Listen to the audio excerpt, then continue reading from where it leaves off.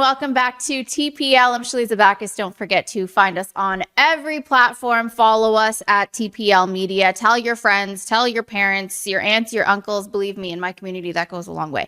Anyway, don't forget to like, comment, subscribe. And if you know anything about me, I am a certified fangirl. I love concerts, love the concert experience, but I feel like in recent years, the experience has been, for lack of a better term, ruined for a lot of fans, and a lot of people are coming at Ticketmaster for that. So my guy Bradie's here to discuss this with me today. How you doing? I'm doing great. Well, we had a lovely guest lined up for you, the owner of Tickets, Mr. Ben Rispin, and I got a message about 3 minutes ago that said that he was violently ill. So I stepped in to be the expert. I am the talking head. I do not represent Tickets, but I'm going to do my best to plug why they are such an important thing in the world of Live Nations and Ticketmasters. Absolutely. So where do you want to start? Well, okay. Let's start with some stats. Okay. So Live Nation Entertainment, they currently control 70% of major concert promotion globally. So that's pretty much every major show, every major artist who goes on tour.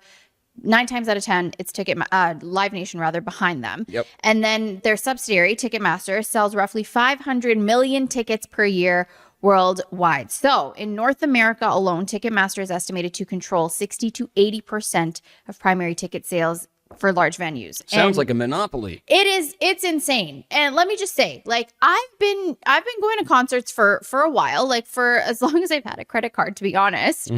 And the experience of buying tickets is insane. Now we're talking about the queue lines. You're in like 15,000, and that's like a good number. Like I remember trying to buy Bruno Mars tickets like last month or the month before, and I was like 15,000 in the queue, and that was me joining the queue right when the on sale time started. And because Bruno Mars is such a big artist, and obviously from start to finish, that's a great show. What was the average ticket price, do you know, for Bruno? It wasn't actually as bad as I thought it was, but it could be because of the venue, because Rogers Stadium, which is the brand new stadium in Toronto, it's not going to be around for a long time, but it's going to be here for a few years. And the capacity is larger than the Rogers Center. So it wasn't terrible. I mean, I bought floor seats because just of the experience in the venue. That's a conversation for another day. But I paid about $300, which that's not bad. I think isn't bad for Bruno Mars. That's not. But then I started to see the resale prices after the fact. And my tickets going for like $2,000. What? That's the one big problem too, is that the ticket, I know they call it scalping, but at this point it's not even scalping, because it's an in-demand price that keeps the tickets going up. So the closer you're going to get to this event, if the demand for the tickets have gone up, Ticketmaster kind of follows that, and everybody kind of follows that, and their tickets get more. Yep. Why are they doing that? So that's what they call dynamic pricing. Yeah. Why is that a thing? And I don't know. And I actually learned this recently. Artists and their team can opt out of it. Oh. Like, you can choose to just have tickets be the same price for everybody, regardless of when you buy them. So we're making a list of artists we now hate because they're not opting out of it. Pretty much, yeah. Yeah. And recently, Ariana Grande, I know, did that with her tour. Okay. Hilary Duff did that with her tour. And I feel like the fan experience is just so much more accessible for people because, you know, I think as artists, you got to put the fans first. They are spending their hard-earned money to see you live in concert. They want to experience your shows. And then they're met with these queue lines, the bots. Like, I feel like it's just humans against bots at this point. And there actually is a statistic that bots can purchase thousands of tickets within seconds of release. They say about 80%, 70 to 80% of tickets are sold by the time they actually hit the market, like to bots. How? Why is this still a thing? And this has been an issue for years. This isn't just a today problem. This has been an issue for years. So why isn't Live Nation Ticketmaster doing something about this? I feel like because they're making money.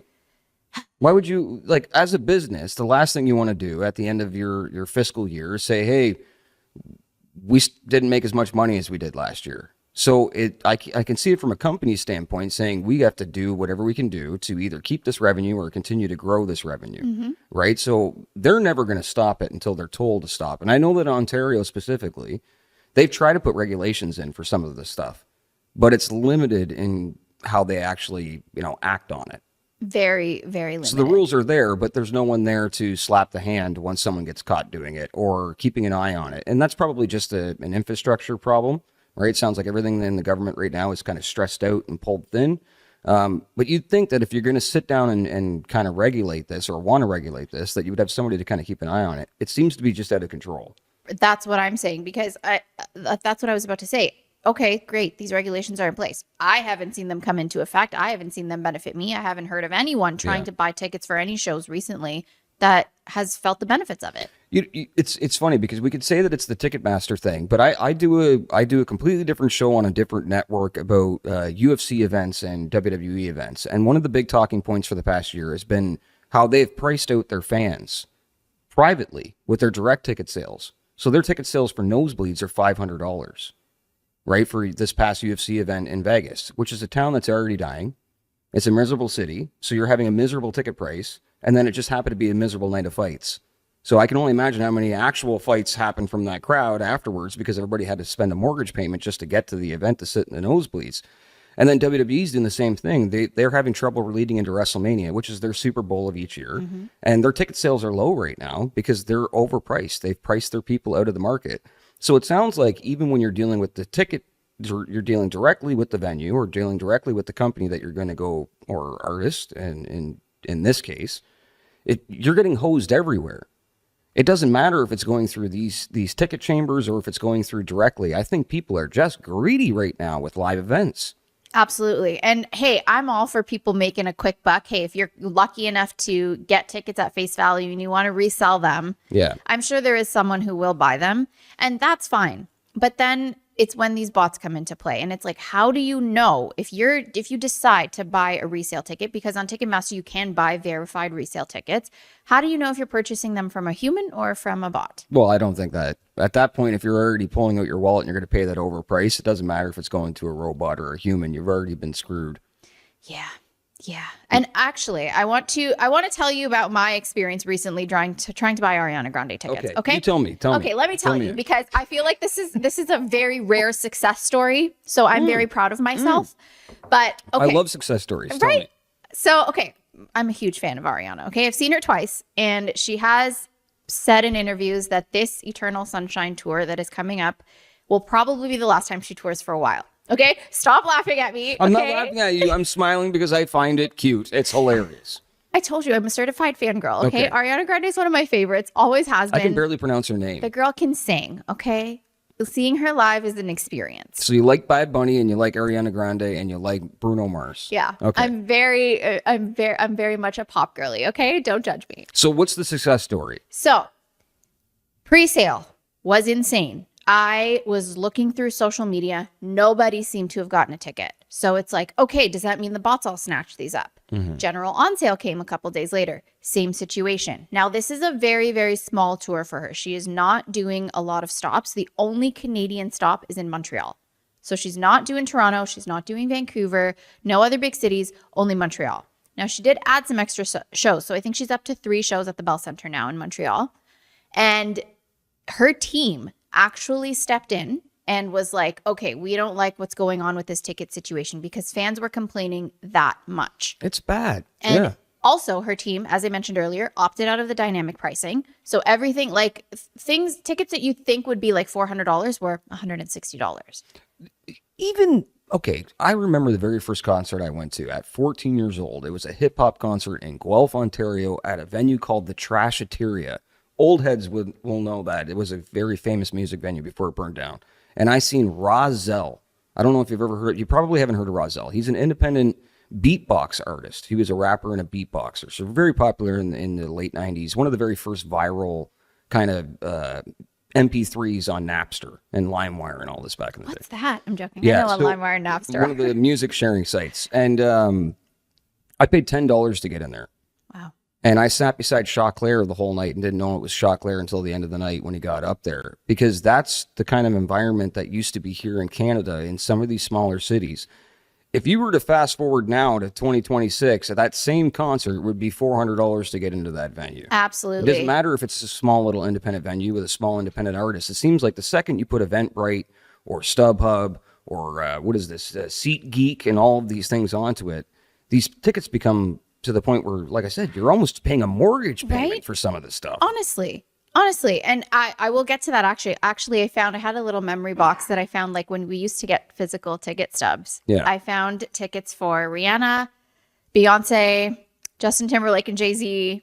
And you like the prices on them were probably under $100 on all of them. That's what it should be. Right? I paid, I don't even know if I should admit this. It was a promo thing for a company I was working for, but I paid $3,000 for a ringside seat. I actually paid $6,000 because I had to get my media partner in there as well for a ringside seat for the very first AEW show at the Coca-Cola Center in Toronto. Wow. Years ago. Because that's what had happened on Ticketmaster. It was out of control. By the end of COVID, it was just running amok. It seems like it's starting to calm down a little bit now. Maybe that's the people are going broke. Yeah. But at one point, it was like, a $500 ticket was up to the price of $3,000. That's exact, but that's still what's happening. It is still happening. It is still happening. Oh, wait, I didn't get to my success story. Sorry, I didn't get to the success part yet. Wanted to keep the good news for the end, but no, tell me. Okay, so Ariana's team stepped in. They said they were doing something about it. So Ticketmaster, they actually partnered with Ticketmaster, and they actually started canceling a bunch of orders that they thought were purchased suspiciously or by bots. And if they weren't, the person who purchased would get an email. They're and doing an appeal or something like that. And you'd have to just click a link, say, no, I'm a real person. I want to keep the tickets or whatever. So all of these tickets got released and they were put up for resale again with no dynamic pricing at face value from Ticketmaster. So you had to fill out a form with your price range, all your information. And the thing is with this, you wouldn't be able to choose your seats, but if something became available, they would give them to you if it's within the price range that you provided and be like, here you go, we charged you. Oh, that's so nice. Don't I get an email a couple of weeks ago saying, congratulations, you're in, you scored tickets to Ariana Grande. And I paid less than $200 each for them. Okay, so that's good. That's my success story. Now and that's going to turn into a journey now too, right? Going to Montreal, having a whole weekend or a night on the town, that kind of a thing. Yeah, that's good, and that seems to be affordable. Let's say you can do that whole thing, get back to Toronto, settled in, $800. Right? Right. That's a normal weekend for one or two people. But when you're getting to the point where you're paying $800 just for a nosebleed ticket or $800 just to be in there. Now, does it make sense to add another $600-700 to go to Montreal? No, it doesn't, No, it right? doesn't. It'll take you out of the event. So what do we do to fix this? Outside of rules and regulations, like, is there a law that we can pass, do you think? Or That's is there what some I'm sort saying. I mean, I think that there should be. I think there needs to be some sort of cap on dynamic pricing. I think that the promoters and the artist team and things like that also need to step in. Mm-hmm. And even when it comes to UFC, WWE events, things like that, the promoters in general need to stop being so greedy, because at the end of the day, you wouldn't have careers, you wouldn't have shows to put on if it weren't for the fans. And if they can't afford to see you, what's the point? Well, the WWE and UFC thing is very interesting, and now Zuffa Boxing thrown in. It's all owned by the same company, right? There's different investors from all over the place, but it's called TKO Endeavor. And so the WWE has merged with the UFC and has now opened up a boxing league with His Excellency Turki El Sheikh in Saudi Arabia in Riyadh. So now you have a whole monopoly that has taken over that whole independent kind of, alternative sport, non-team sport thing. And it looks like boxing with the Ali Act is about to get a revision in the United States, which means it's going to remove boxing sanctions, right? So now there's no sanctioning bodies, the WBO, the ring, all of these things. They're all being merged into one, and they're basically creating a little law inside of their fine print that says that boxing has to now be regulated through a company. A corporation. So they're catering the laws towards the monopolies. So hopefully these things don't keep happening, because that's just going to keep driving ticket prices up. And the only people that are going to be sitting there are people that are probably listed in the Epstein list somewhere, because they're the only ones that can afford it, right? Like, we're pricing ourselves out of entertainment. There's something about either being on stage in front of that many people or being on the floor with someone on stage in front of you. There's an energy that you get from live events you can't get anywhere else. Absolutely. Even if you don't like the music and you're not an Ariana Grande, I think I said it right. Ariana Grande, there you go.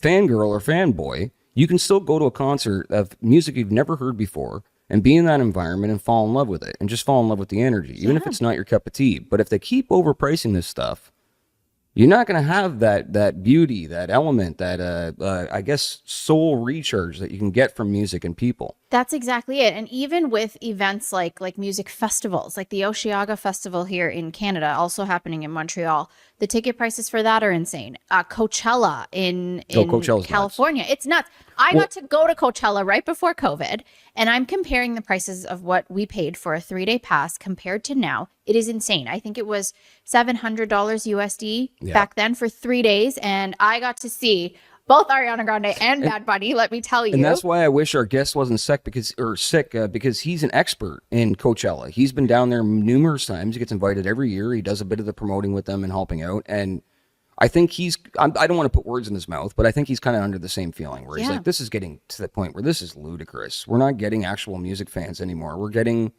Nepo babies and stuff showing up, right? We're getting Fire Festival people. Yeah. Let's talk about that for a second. I know that's been beat like a dead horse, but Fire Festival, when you start overpricing these things and you make them look like luxuries, you just run into eating a cheese sandwich in a hurricane on an island somewhere. A $13 cheese sandwich. $13 cheese sandwich and a bottle of water if you're lucky. If you were lucky. If this keeps going in that direction, does everything just turn into Fire Festival? People are going to just not show up. I think so. Honestly, I think that's where we're headed. And then again, the fandom suffers. People who are genuine fans of whatever the event is don't get to experience it. Yeah. You're watching it through a screen, really. You're seeing all these content creators, influencers get to go. And also, that's another thing. A lot of these companies, a lot of major companies are paying for tickets, paying for box seats, and sending their people, their media. Yeah. Right? So then we get to see the experience through TikTok instead of actually getting to experience it ourselves. Is that something we should almost stick them with, though? Should we just be like, you know what? No more tickets. We're going to get our entertainment for the next couple of years just by a screen. And you guys can deal with the results of going bankrupt on some of these harebrained schemes that you're doing to continue to keep making money and pricing people out of the market. Or do we just rely on things like fan tickets? Maybe we go and take a step back. We love the Ariana Grandes from afar.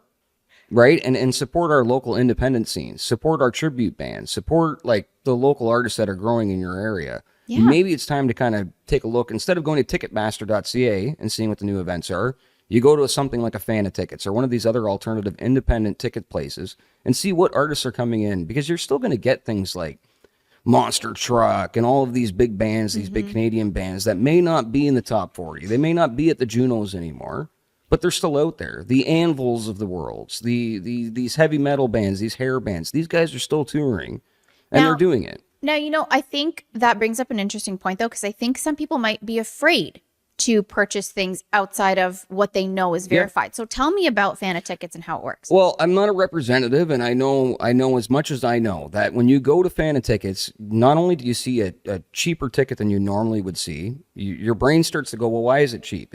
Should I not be trusting it? Obviously, their ticket purchasing is going to go through a secure network. So most things like have the Shopify or whatever they're using as their processing. So I know that will be secure. But they've from basically downtown Toronto all the way to the rest of Southern Ontario, these major cities, they use these guys because they're not taking that much money off of the artists for the ticket sale and processing it, and they're not taking that much money off of the venue either. So if they're making let's say under $1, and two, let's just be safe. If a ticket is being sold, whether it's $500 or it's $5,000, and the processing fee for that is $2 or $3. Right. The artist has more money to eat. The venue has more money to eat. And the ticket provider is just getting what they should be getting, which is processing fees. And that's it. You should not be paying $7,000 for a front row ticket because the processing fees or the dynamic pricing fees are 90% of that. Yeah. I also think there needs to be some sort of transparency with these service fees as well, because I've noticed they've gone up significantly. But so does our hydro bill. That's you can't just put carbon tax on the side and then charge me $7,000 for hydro up Northern Ontario. That doesn't make any sense. Just because you put it on the bill doesn't mean that you're right. There needs to be more transparency. Why am I being charged more carbon tax than somebody else down the road? Explain this to me in my bill. Yeah. Please, where does this money go? What is it for? So Shaliza, let's say in a perfect world, we wipe out Ticketmaster and Live Nation. As much as I've dealt with some guys from Live Nation, they're a very nice crew. They don't control their back end and they're not the owners of the company. So anybody working for these companies, we're not shooting you down. Go earn your money and do your job. But I don't think their salaries really are conditioned off of $7,000 over scalping ticket prices. So I'm not trying to bury them. But what do? Do we just wipe out these guys and just go the fan ticket route and the independent ticket route from now on? I mean, I think in a perfect world, that is what we'd love to do. But, you know, You at won't the see Ariana that way, I though. know. Ariana. I almost had it. But also, again, the stakes that Live Nation and Ticketmaster hold is basically almost all of it, right? So again, how do we get around them when they still control so much of it? And how does a site like Fana Tickets actually acquire those tickets? Doesn't it have to go through Live Nation or Ticketmaster in the first place? No, I think the artists and the promoters and the managers will go directly through Fana Tickets. And because they're a team of very trusted artists that have been around for a very long time, not only are some of them the artists themselves and part of very successful bands and things like that, they know what they're doing because they've been around the industry and media and promotions for a very long time. Not only is that built off of relationships with artists, it's built off relationships with venues. But after a couple of years of doing that, the system will run itself and people will trust it, right? Like, and they've been pretty successful. I think that they started it as an alternative just because they wanted to get out of this system, right? This spider web of chaos that seems to be happening. And then it just turned into the more they did it and the more they applied it, the better of an idea it became. And now pretty much every time I get an invite somewhere in Ontario for an event or BC or anywhere in Canada in a major city, it either says Ticketmaster or Fana Tickets underneath it, right? So the other thing that they do, and I really think that even Ticketmaster could maybe benefit from some of this, is when they have a new artist coming in, they sit down and do interviews with them. There's almost a media side to this. So then they'll promote the artist, they'll sit down and do like a bit of a press tour with them. That helps move the tickets, right? Absolutely. It helps more so for independent artists. Maybe you don't know who they are and you kind of get their life story through that. But I think it would even help with Ticketmaster for saying, here's a $5,000 ticket price. By the way, here's your artist. And Bruno Mars grew up in a small town and such and such. That may help push it. It does seem to work for things like Fana Tickets. It also makes me interested in artists if I don't know who they are, right? So then I think maybe then it needs to be shifted to the teams, the actual artist teams. They need to be open to promoting outside of Live Nation. And again, maybe teams need to be more vigilant, like Ariana Grande's team, noticing how angry fans are, noticing what's happening and jumping in and doing something about it. Because while maybe this didn't satisfy fans 100%, I still got the tickets at face value. Yeah, I'm happy. I'm happy you got those tickets because it sounds like I can see it every time you say her name or correct me on her name. Your eyes light up. You're just like, the best ever. Listen, when you're a fan, you're a fan. So I'll tell you a little story. Years ago, I used to do a lot of middleman promoting. You'll find a lot of independent promoters, especially in the hip hop world in the mid 2000s. They were very fanboyish. They just wanted to say, I booked a show with Royce the 5'9" or ICP or Tech 9. And I'll use Tech 9 and ICP as an example. So when I would book some of those tours across Canada for some of these guys and set this up, we would use Ticketmaster and Eventbrite and a couple other places to distribute these. But they never had their hands in it like this. If we said it was a $60 ticket, flat rate, that's what the ticket were. And we were in nightclubs, we were in stadiums, right? But they got their processing fee, but that came from us, the promoter side. It never went out of the artist's pocket. The artist got the direct money from us. We just said, right? So in ICP at the time, it was like, a $10,000 deposit, another $15,000 to show. So they've made their $25,000. They're already counting that money before they even put the makeup on their face before they're going on the stage. So they've gotten their money, and Ticketmaster has gotten their money because anybody who would have done it digitally would have gotten the processing fees would have been taken by Ticketmaster. Then I went away and left that world for about 2 or 3 years, and I came back and I noticed that the whole system has changed. If I wanted to apply Ticketmaster into that same setting, that same kind of avenue, they have full, total control on what the tickets are doing, what they're being sold at. I could always control scalping. Yeah, I can't control the guy on the side of the street saying, tickets here, tickets, get your tickets. I can't control him, but I can control the digital side of it. Sounds like this is out of control. Absolutely. That's exactly the way to put it. And I really do think some sort of regulation needs to come into place. And I think we just, at the end of the day, need to put the fans first. Or maybe if you're a promoter, maybe go back to the 2015 route and before, which was get a hold of the artist. You have ITA, which is International Talent Agency based out of Vancouver. I know that you can call them. They're available. You can get their info online. Call them. Ask them what their artists are, what their roster is, because they'll get you anybody from Snoop Dogg to Wiz Khalifa to Ariana. There you go. Ariana Grande. There you go. And you'll pay them directly. There you go. It may cost you a couple more bucks on the back end, but now you know that this isn't a thing. Exactly. So there are options. It's just, are we willing to take advantage of them? Well, you either got to pull your money out and play with the big boys and take the hit if it happens. There's acts of God. I've had blizzards happen where I look around the room and there's 15 people in a 5,000 person venue and you're like, oh, I still got to pay the artist, damn it. Right? Well, I remember Obi Trice in Oshawa once for an event about 10 years ago, actually 15 years ago now. It was a snowstorm. No one showed up in Oshawa because obviously Oshawa is all farm towns and Ajax and surrounding. Not anymore. It was. It's a nice downtown core. People give Oshawa crap all the time. I actually like Oshawa. It's a beautiful little city. But nobody showed up, right? And I'm just looking at him, and I just felt so bad for him. Like, you drove all the way from Detroit for this. But you still got to pay them. You still got to go through it. That doesn't happen all the time. So maybe take the risk, pull out your wallet, deal with the artist directly, and do that, through the independent route. Try and makeshift some sort of new hybrid of independency if you can. Like I said, I've already given you the avenues to get a hold of the people. Now you just got the little cheat code, get a hold of ITA and find out what the roster is and pull your wallet out. This will stop this. That's if you're a promoter. As an artist, I think maybe some of them should take a step back and say, we don't want any of this dynamic pricing. That seems to fix it. But as a country and a province, I don't have an answer for that. You can make as many rules as you want. If you don't enforce them, what are the rules, right? That's exactly They're it. just meant to be broken at that point. Yeah.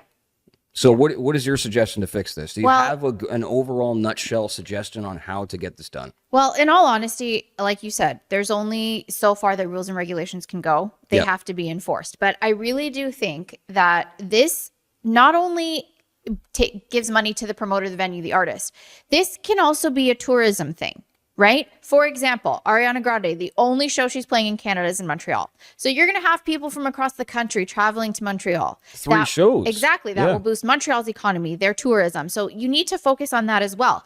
Going to a concert, going to a match, whatever the case is, it's a whole experience. Most of the time, people aren't just going to the venue and going home. They're doing something in the city. They're getting dinner. Airbnbs. Exactly. Things like that, Traveling hotels, around. So that contributes to the tourism, the economy of that particular city and the province on the whole. So I think we need to look at the whole concert experience and realize that, okay, if this concert, if this show is more accessible to someone, they are more likely to come to that venue, spend money around, contribute to the economy in that city, in that province.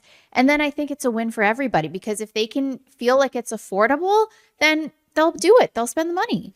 Who's your favorite independent artist right now? Ooh, that if they came into the town or wherever you're watching this, if you see them on the list of people coming into the city, who's the one that they should go see? I don't know if he's independent anymore because he just won some Grammys, but Leon Thomas, I think. I've never heard of Leon Thomas. There you go. R&B artist, very underrated. He's been doing this for such a long time. Funny enough, he actually is connected to Ariana Grande because he used to be on Victorious with her. Of course he is. Funny enough that's just a coincidence, but very, very talented R&B artist, producer. He's actually going to be opening for Bruno Mars. Okay. So if you are going to the Bruno Mars show, don't miss the opener. I love Bruno Mars. He's amazing. Fantastic. I'm excited. Yeah. And I've never checked out a full Bruno Mars catalog, but I do have to put that in the list because there you go. That kid has talent like crazy. So talented. So I'm excited. I've actually never seen him live. This will be my first time seeing him. Well, I think he's like a nowadays Michael. Yeah. Right? Nobody's as talented as Michael, but he's as close as we're going to get. Yeah. So. And he's so small and fun, and I think it'll be fun. So, yeah, let me know. She's talking about me. Yeah. Small and fun. Well, thanks, Shaliza, for having me on. Thank you. Hopefully we got to a little bit of the bottom of this. I think that the government needs to step in, shut this down. If I was to pick an independent artist to go see, it's been the same one. I've said his name numerous times through this episode. Go see Tech Nine. You will not be disappointed when you see a Chris Coleco and Tech Nine show. Love that. Bradie, thank you. Let me know if you're going to be at the Bruno Mars concert at the Rogers Stadium in Toronto. If I'll see you in Montreal for Ariana Grande, maybe. maybe it'll be fun. So like, comment, subscribe, follow us on TPL Media on all platforms. And we're here for the concerts this summer. My wallet might be suffering, but it's a good time.